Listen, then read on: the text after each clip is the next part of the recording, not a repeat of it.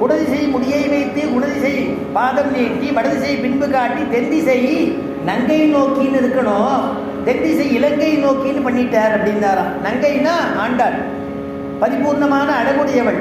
அதனால இங்கேருந்து ஸ்ரீவில்லிபுத்தூரை கடாட்சிக்கிறாளாம்.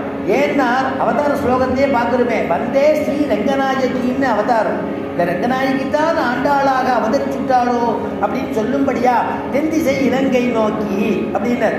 இங்கேருந்து ஸ்ரீவில்லிபுத்தூரை கடாட்சம் பண்ணிட்டு இருக்காராம். அப்படி அதனால தான் இந்த பெருமாள்கிட்ட சொல்லும் பொழுது ஆண்டாள் சொல்கிறா, ரங்கநாதரை பார்த்து பிரார்த்திக்கும் பொழுது, நீ எனக்கு எங்களுக்கு எது வேணுமோ நீ ஆதாயந்து எனக்கு அனுகிரகம் பண்ணணும். படுத்துட்டு இருந்து எனக்கு அனுகிரகம் பண்ணுறேன்னா எழுந்துட்டா உனக்கு மறந்து போயிடும். அதனால் இரவு சொன்ன வார்த்தை இரவோடு போயிடும். அதனால் நீ எழுந்துக்கணும், அழகாக நடக்கணும், உன்னுடைய நடையழகை நாங்கள் காண வேண்டும். அதற்கு பிறகு நீ சிம்மாசனத்தில் அமரணும், அமரக்கூடிய அழகை பார்க்கணும், அப்புறம் எனக்கு ஆராய்ந்து அருளணும்னா. அதனால் அப்படி பிரார்த்திச்சுட்டாலும் மாறி மலை முழங்கி மண்ணை கிடந்தோ மாறி மலை முழங்கி மண்ணை கிடந்தோ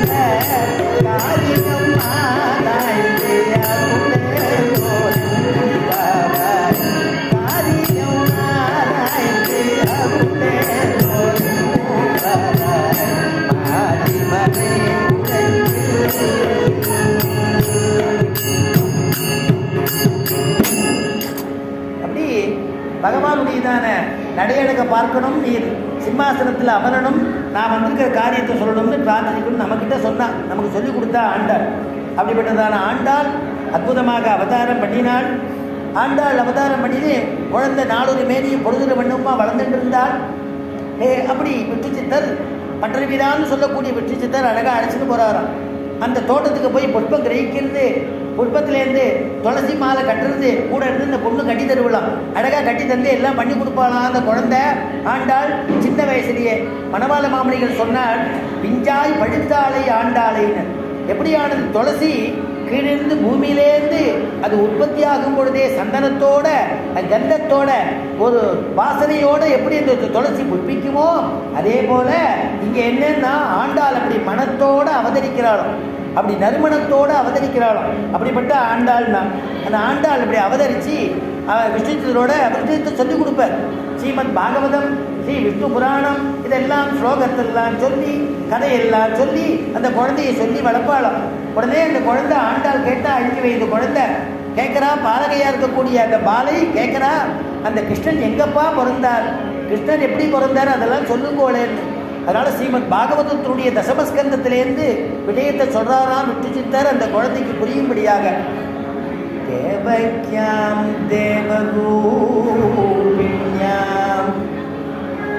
தேவக்யாம் தேவரூபிண்யாம் விஷ்ணுஹு சர்வகுகாசயாம் தேவக்யாம் தேவரூபிண்யாம் விஷ்ணுஹு சர்வகுகாசயாம் ஆதிராசி திசை